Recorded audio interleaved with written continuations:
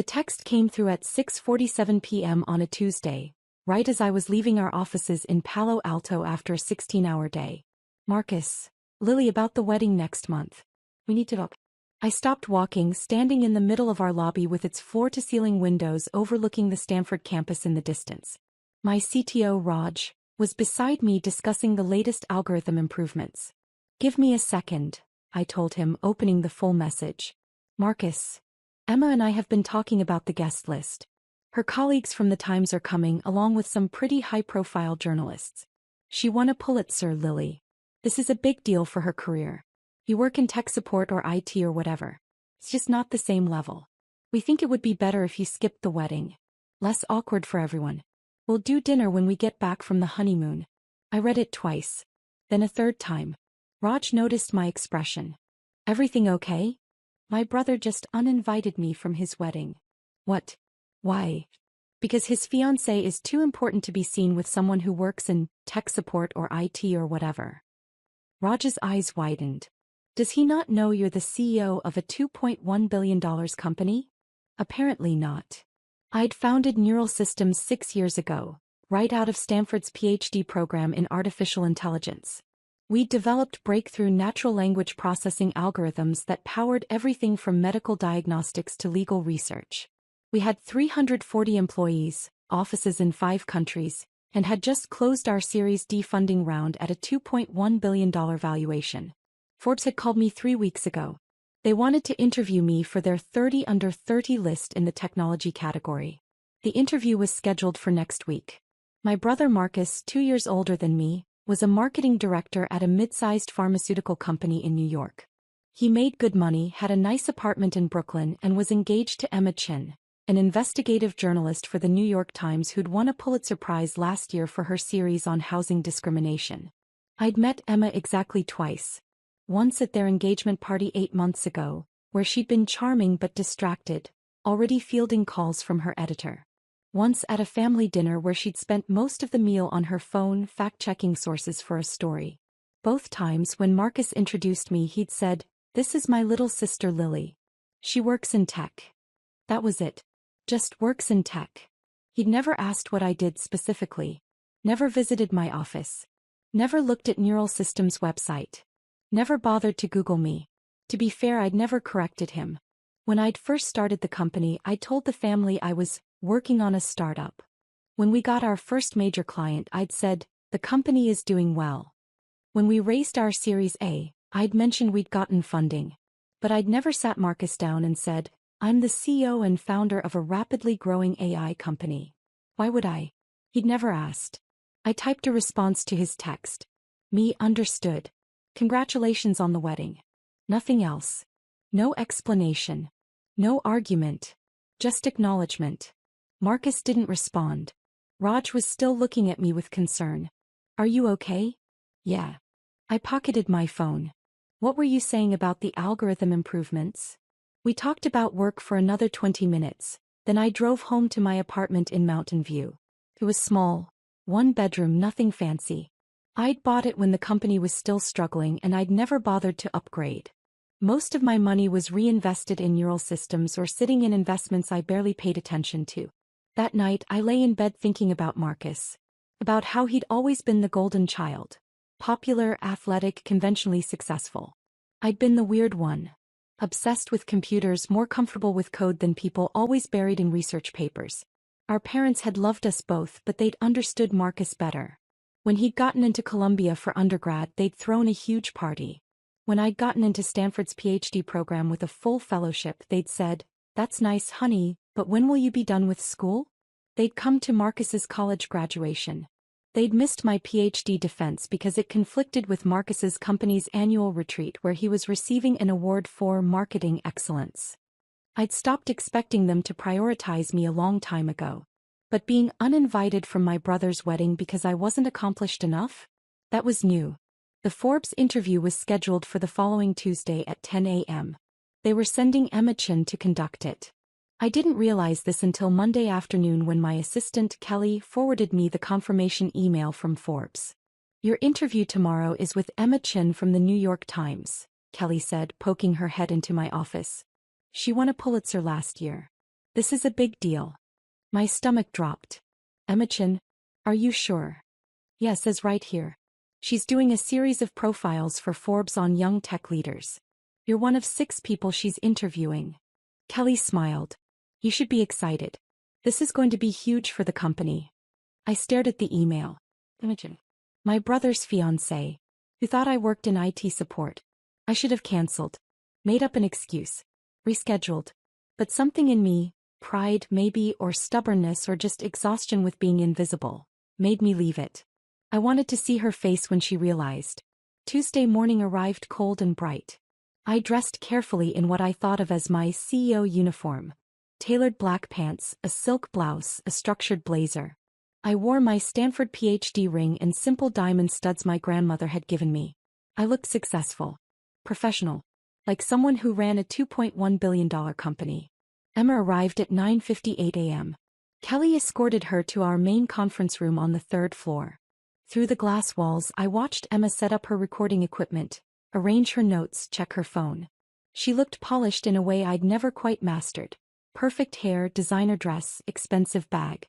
She looked like someone who'd won a Pulitzer Prize. Someone important enough that my brother would uninvite his own sister from his wedding to avoid embarrassing her. At exactly 10 a.m., Kelly knocked on my office door. Miss Parker, Miss Chin is ready for you.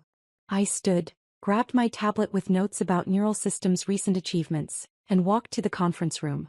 Emma looked up as I entered, her professional smile in place. Miss Parker, thank you so much for making time. I'm Emma Chin from... She stopped mid-sentence.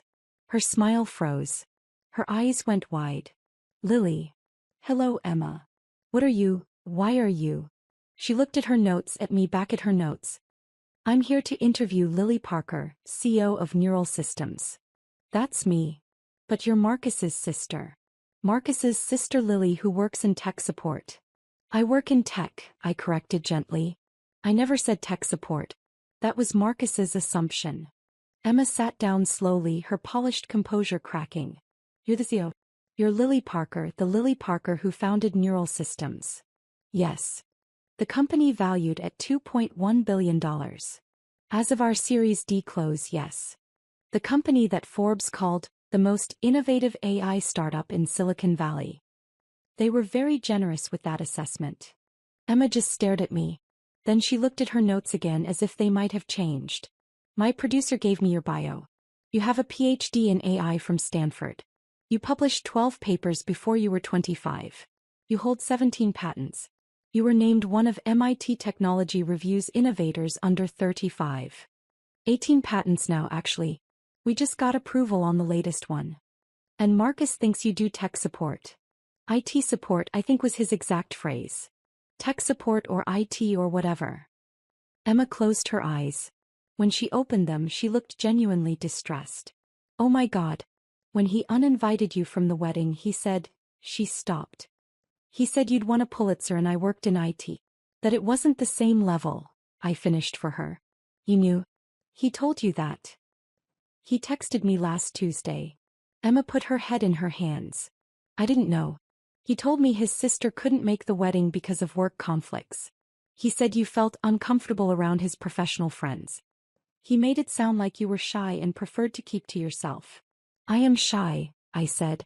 That part's true. But I didn't uninvite myself. No. He uninvited you because he's an idiot who doesn't know his own sister is more successful than both of us combined. I sat down across from her. Should we do the interview? I can't. Emma looked at me helplessly. Lily, I'm supposed to be interviewing you about your groundbreaking work in AI, about building a billion-dollar company before 30, about being a woman in tech. And all I can think about is that my fiancé is such a self-absorbed ass that he doesn't even know what his own sister does for a living. He's not self-absorbed. He's never been interested in my work. Our parents weren't either. I'm used to it. That doesn't make it okay. No, I agreed. But it's reality. Emma was quiet for a long moment. Then she picked up her pen. Hey, let's do this interview. And I'm going to do it properly as a journalist, because your work deserves proper recognition. But after, she paused. After we need to talk. Not as journalist and subject. As people. Okay. For the next 90 minutes, Emma was completely professional. She asked thoughtful questions about neural systems technology, about the challenges of raising venture capital as a young woman, about my vision for AI's role in healthcare and education. She asked about the technical breakthroughs we'd achieved, about our company culture, about how I'd built a team of world-class engineers. I relaxed into it. This was comfortable territory. Talking about my work, explaining complex algorithms, discussing the future of artificial intelligence. This was who I was. Emma was good at her job. She knew when to dig deeper, when to let me talk, when to challenge my assumptions. I could see why she'd won a Pulitzer. At 11:30 she turned off her recorder. "That was incredible," she said. "Seriously, Lily. What you're building is going to change how people interact with information. The medical diagnosis application alone could save thousands of lives. That's the goal. And you did this all by the time you were 29. I had a lot of help. My team is exceptional." Emma packed up her equipment slowly. "Can I ask you something personal?" "Sure. Why didn't you ever tell Marcus? Or your family? Why did you let them think you were just doing normal tech work?" I thought about how to answer. I told them I founded a company. I told them when we got major clients, when we raised funding rounds. But they never asked follow-up questions. They never wanted details. And I got tired of trying to explain myself to people who weren't interested in listening. "But Marcus is your brother. Which makes it worse in some ways. If a stranger doesn't care about my work, fine. But your own family." I shrugged. "After a while you just stop trying." "I'm so sorry," Emma said quietly. "And I'm sorry I'm part of this. That my career was used as an excuse to exclude you. You didn't do anything wrong. I'm marrying someone who did, though. That makes me complicit." She stood gathering her things. "I need to call Marcus. I need to understand how this happened. How he could be so blind to his own sister's achievements." "Emma, you don't have to." "Yes, I do. Lily, I'm an investigative journalist. I dig into corruption, expose injustice, hold powerful people accountable. I can't do that professionally and then ignore this kind of casual cruelty in my personal life." He picked up her bag. "Thank you for the interview. The article will run next week. And I'm sorry for all of it." She left. I sat in the conference room for a few minutes, looking out at the Palo Alto skyline.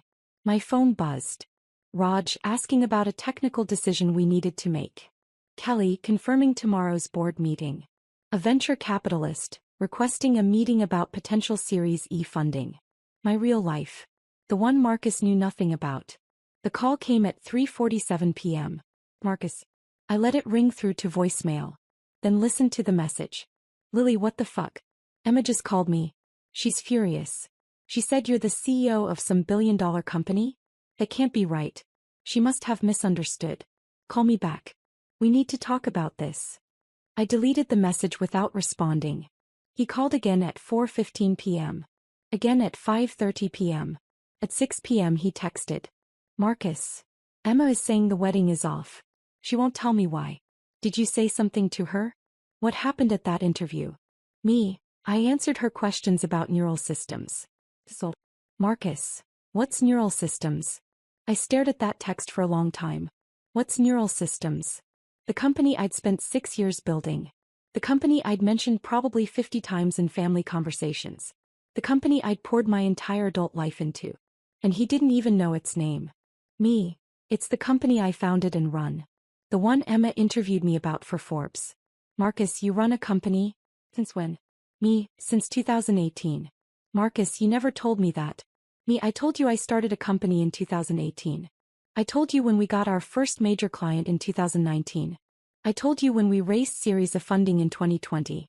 I told you when we hit profitability in 2021. I told you when we raised Series B in 2022. You never asked for details." 3 dots appeared, disappeared, appeared again. Finally. "Marcus, I thought you meant like a small consulting thing. A side project. A real company. With 340 employees. And $2.1 billion valuation." "Marcus. What?" "Yeah, I have to go. Board meeting prep." I turned off my phone.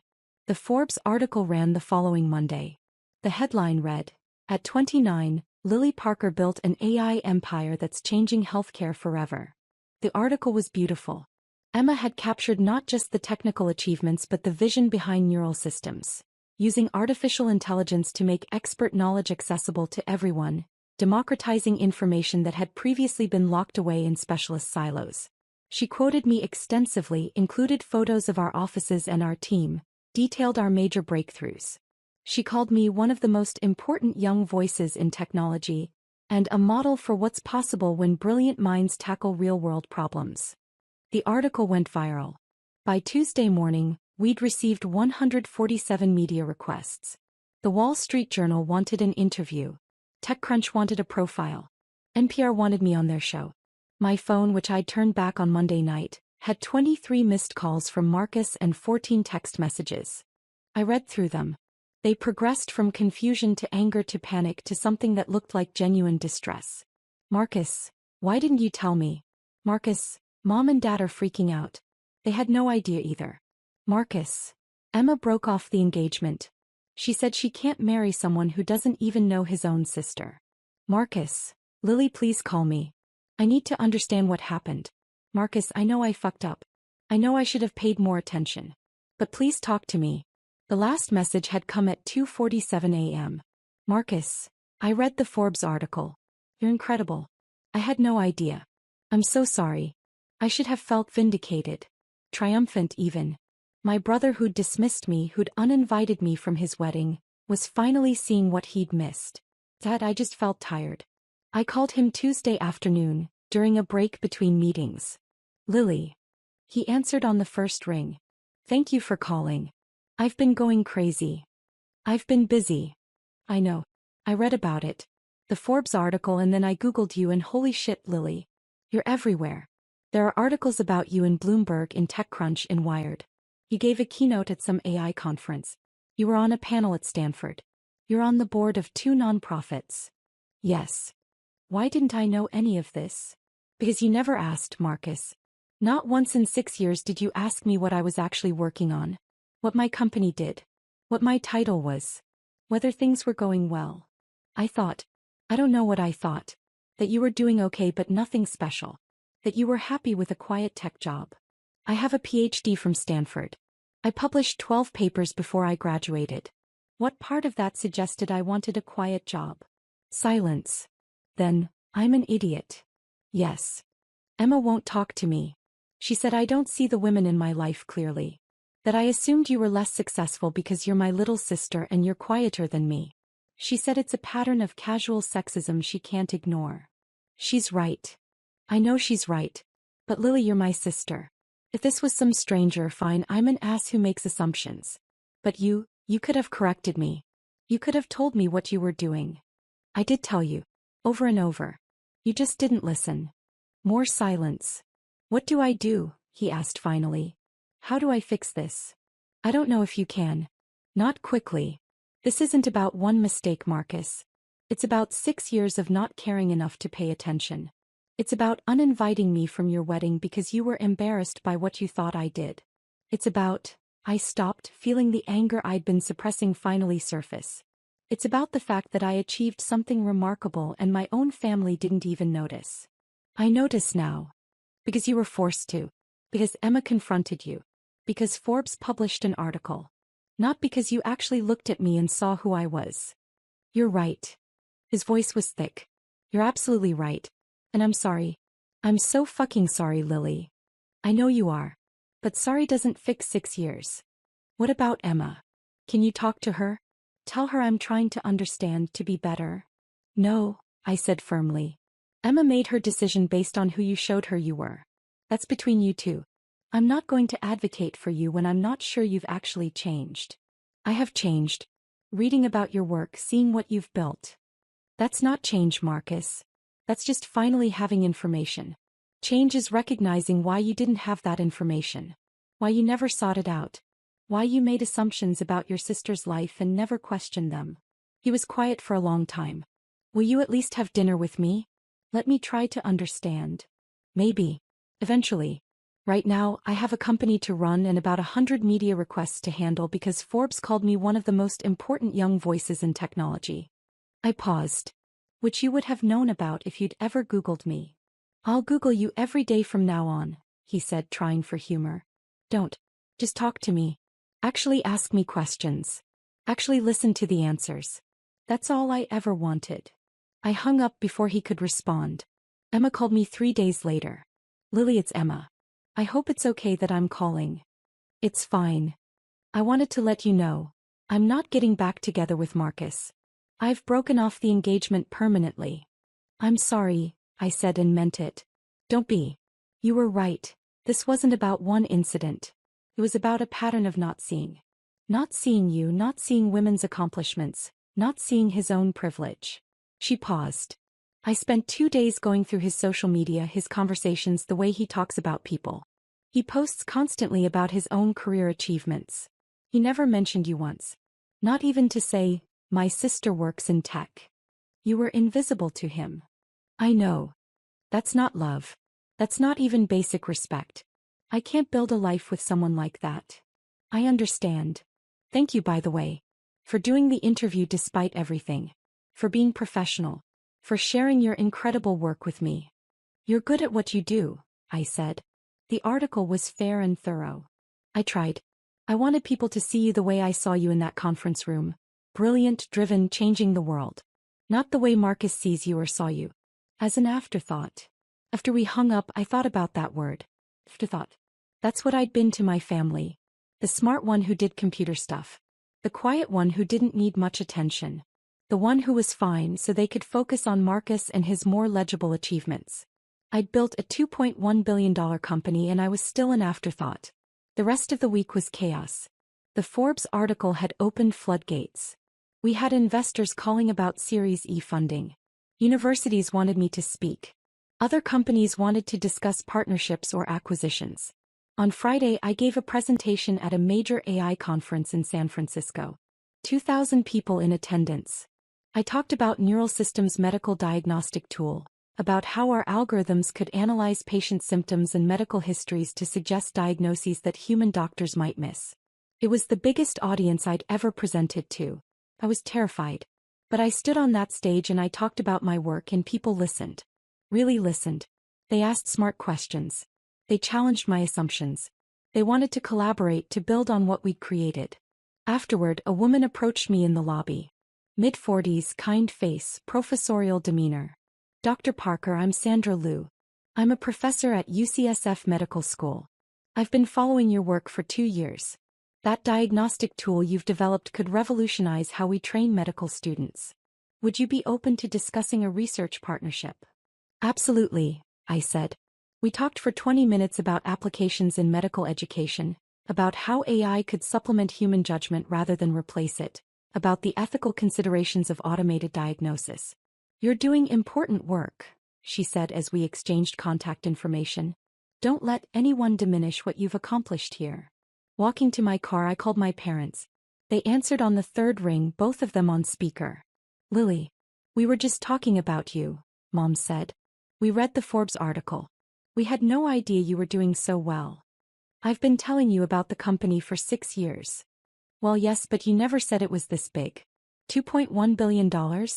That's like Mark Zuckerberg money. It's really not. We're not Facebook. Still. Our daughter, the CEO. Dad's voice was warm. Proud. We're telling everyone. The neighbors, our friends, everyone. Did you tell them you didn't know what I did until Forbes published an article? Silence. Lily, Mom said carefully, that's not fair. You were always so private about your work. I wasn't private. I was available. You just never asked. More silence. You're right, Dad said finally. We didn't ask. We should have. We're sorry. It was something. Not enough, but something. Marcus is devastated, Mom added. Emma broke off the engagement. He says it's because of what happened with you. It's because of how Marcus treated me. There's a difference. He's your brother. Can't you forgive him? Eventually, maybe. But not until he understands what he did wrong. Not until he actually sees me. We see you, Dad said. We're proud of you. We always have been. You're proud now that Forbes validated me. You're proud now that you have something to brag about to your friends. But when I was doing the hard work, when I was building this company from nothing, struggling through the early years, you didn't care then. That's not true. It is true. When I told you we'd raised our Series A, you asked when I was going to get a real job. When I told you we'd hit profitability, you changed the subject to Marcus's promotion. When I told you we'd raise Series B, you asked why I wasn't dating anyone. My voice was steady but my hands were shaking. I love you both. But you've never cared about my work. You've cared about whether my work made me acceptable by your standards. And it never did until someone else told you it was important. Lily, please. I have to go. I have a conference call with our Tokyo office. I hung up. That night, alone in my apartment, I let myself cry.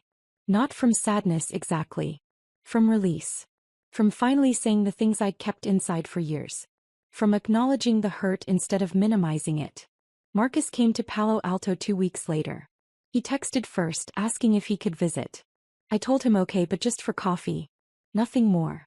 We met at a cafe near my office. He looked terrible, dark circles under his eyes, his usually neat hair disheveled. He'd lost weight. Thank you for seeing me, he said as we sat down with our drinks. You look awful. I feel awful. I can't sleep. I keep thinking about all the times I could have asked you about your work and didn't. All the times you tried to tell me things and I didn't listen. That's good. You should think about it. He winced. I deserve that. I deserve all of it. He pulled out his phone. I made a list of every time I remember you mentioning your company and I didn't follow up. It's embarrassingly long. I didn't ask to see it. Emma won't take my calls, he continued. I wrote her a letter. Apologizing, explaining that I'm working on myself, that I understand what I did wrong. She sent it back unopened. That's her choice. I know. I thought if you could forgive me, maybe she would too. I haven't forgiven you yet, Marcus. I'm having coffee with you. That's different. He nodded, looking miserable. What do I have to do to earn forgiveness? I don't know. Maybe start by actually understanding what I do. Ask me questions. Real questions. Not because you want me to advocate with Emma, but because you actually care. Okay. He pulled out a notebook. Hey, tell me about neural systems. From the beginning. Everything. So I did. I told him about the idea that sparked in my final year of my PhD, using natural language processing to make expert knowledge accessible. About founding the company with 2 classmates in a rented office space in Mountain View. About the first year when we had no clients and I maxed out my credit cards to keep us afloat. I told him about our first major client, a hospital system that wanted to pilot our diagnostic tool. About the terrifying moment when we pitched to our first venture capital firm. About the series of funding that let us hire real engineers and expand our technology. I told him about the hard years, the competing products, the technical setbacks, the employees who left, the investors who doubted us. About the moment when our algorithm correctly diagnosed a rare condition that 3 human doctors had missed, and we realized we were onto something real. I told him about scaling from 10 employees to 50 to 200. About opening offices in London and Singapore. About the Series C and Series D funding rounds that had valued us at over $2 billion. Marcus listened. He took notes. He asked questions, good questions, thoughtful questions.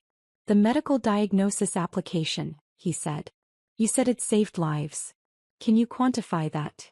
We estimate our tool has contributed to approximately 340 earlier diagnoses of serious conditions over the past 2 years. Earlier diagnosis improves outcomes significantly, so yes, we believe we've saved lives. That's incredible, Lily. You're literally saving people's lives with code. With AI algorithms trained on vast medical datasets, but yes. He was quiet for a moment. I never knew. I never bothered to know. You were doing this, building this, saving lives, changing medicine, and I thought you were doing IT support. You thought what you wanted to think. That I was safe and small and not threatening to your role as the successful sibling. He flinched but didn't argue. You're right. I needed you to be less than me because I'm insecure about my own achievements. You have a PhD from Stanford. You're changing the world. And what am I? A marketing director. Upper middle management at a company I didn't build. There's nothing wrong with that, Marcus. It's good work. Important work. But it's not what you're doing. And instead of being proud of you, being inspired by you, I diminished you. I made you small so I could feel big. Yes, I said simply. We sat in silence for a while. The cafe was busy around us. Other tech workers, students from Stanford, the ambient noise of a Silicon Valley Tuesday afternoon. Can I come to your office? Marcus asked. See where you work. Meet your team. I thought about it. Not yet. Maybe eventually. But right now that space is mine. It's where I'm valued and seen and respected. I'm not ready to bring family complications into it. I understand. Do you? Because I'm not sure you do. My work is where I matter, Marcus. It's where people care about my ideas, where my accomplishments count, where I'm not just someone's little sister. I need to protect that space. From me, he said quietly. From anyone who might make me feel invisible again. Yes, including you. He nodded, his eyes red. I'm sorry. I'm so sorry for making you feel that way. For being that person. I know you are. But sorry is just words. I need to see change. Real, sustained change. Not because you feel guilty, but because you've genuinely understood what you did wrong. I'm trying. I promise I'm trying. We finished our coffee. As we stood to leave, Marcus hesitated. One more question. About your work. What? What's next for neural systems? What's the big goal? I smiled slightly. It was a good question. The kind of question someone who was actually interested would ask. We're working on educational applications. Imagine an AI tutor that can adapt to each student's learning style, that can explain complex concepts in multiple ways until something clicks.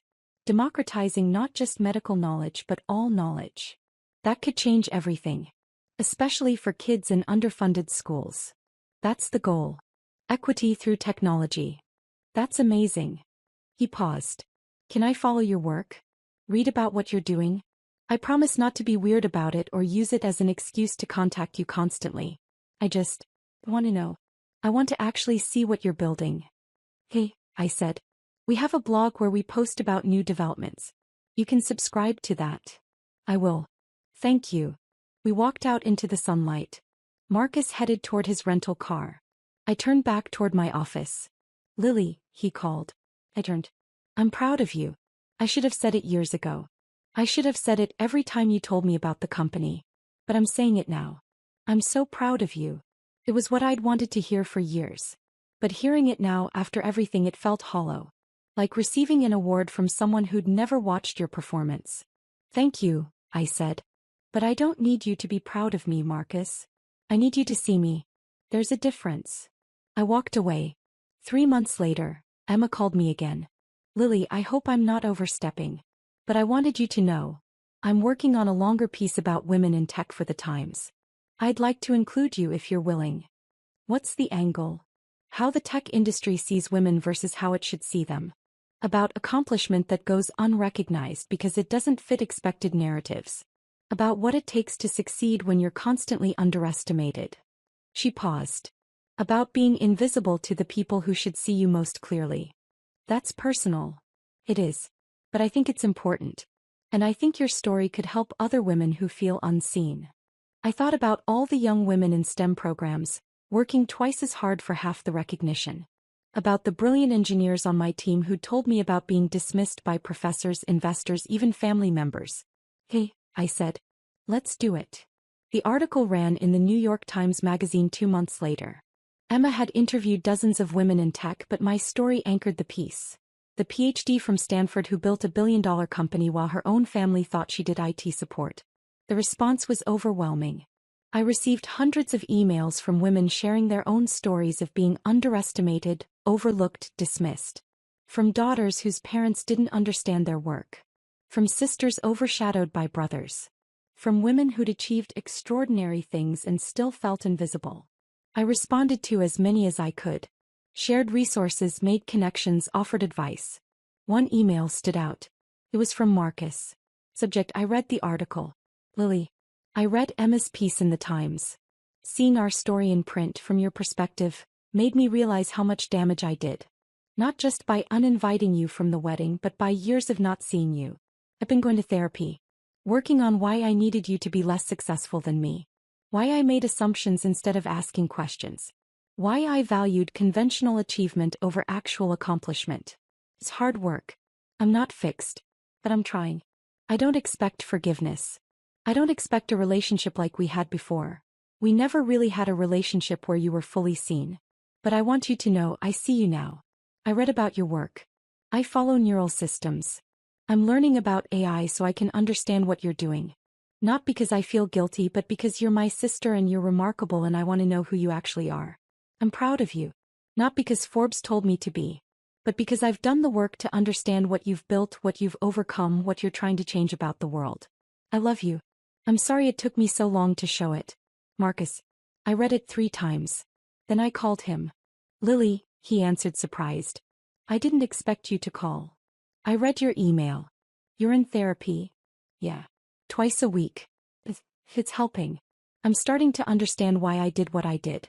Why I needed you to be small. And it was about me, not you. About my own insecurity. About being threatened by your intelligence and achievements instead of celebrating them. About being raised to think success looked a certain way and not being able to see it when it looked different. It was the right answer. The honest answer. I'm having a company event next month, I said. A celebration for reaching 500 employees. You can come if you want. Meet my team. See what we've built. Silence. Then, really? Yes. But Marcus, if you come as my brother who's trying to understand, not as someone who already knows everything. You listen more than you talk. You ask questions. You stay humble. I can do that. I want to do that. Hey, I'll send you the details. Thank you, Lily. Thank you for giving me another chance. Just don't waste it. The company celebration was held at our Palo Alto headquarters. 500 employees, plus partners and families. We'd rented out the entire building, set up a stage for speeches, brought in catering, created an atmosphere of joy and accomplishment. I gave a speech about what we'd built together, about the lives we'd changed, about the future we were creating. About how Neural Systems wasn't just a company, it was a mission to democratize knowledge, to make expertise accessible, to level playing fields that had been tilted for too long. The team cheered. These people knew me, valued me, saw me clearly. Marcus stood in the back watching. I saw him taking it all in. The scale of what we'd built, the diversity of our team, the genuine affection people had for each other and for the work. After my speech, Raj pulled me aside. Your brother's here. I know. I invited him. He's been asking people questions. About you, about the company. Good questions. Respectful questions. Good. Later, Marcus found me near the food tables. This is incredible, he said. The energy here, the people, they really believe in what you're doing. They should. We're doing important work. I know. I understand that now. Really understand it. He looked around. I talked to your CTO, Raj. He told me about the medical project, about the lives you've saved. He showed me some of the code. I didn't understand most of it, but he walked me through how it works. Lily, it's brilliant. You're brilliant. I've always been brilliant, Marcus. You just never looked. I know. And I'm sorry. I'll keep being sorry for the rest of my life. He paused. But I'm also going to be better. I'm going to be the brother who sees you, who celebrates you, who understands what you're building here. I looked at him, really looked. He was trying. It showed in the thoughtful questions, in the notebook he'd been carrying around, in the way he listened to my employees talk about their work. Keep showing up, I said. Keep trying. Keep asking questions. That's all I need. I will. I promise. Across the room I saw Emma. She'd come as a guest of one of my engineers who she'd interviewed for a follow-up piece. She caught my eye, smiled, raised her glass in acknowledgement. I smiled back. Later that night, after everyone had left, I stood in my office looking out at the Stanford campus in the distance. The university where I'd discovered my passion for AI. Where I'd built the foundation for everything that came after. I'd built a company worth $2.1 billion. I'd saved lives with technology. I'd been recognized by Forbes, the Times, the tech industry at large. But what felt best wasn't the success. It was finally being seen. By my team. By my peers. By journalists like Emma who took the time to understand. And now, slowly, by my family. It wasn't the ending I'd imagined when Marcus uninvited me from his wedding. It wasn't clean or dramatic or perfectly resolved. But it was real. And real was enough. My phone buzzed. A message from Marcus. Marcus, thank you for letting me come tonight. For letting me see who you really are. I won't waste this chance. Good. See you at Sunday dinner at Mom and Dad's? Marcus, I'll be there. And I promise, I'll tell them about your work properly. No more Lily does tech stuff. The real story. Me, they won't understand half of it. Marcus, then I'll help them understand. That's what family does. I smiled and pocketed my phone. That's what family does. When they're really trying. When they're really seeing you. Finally,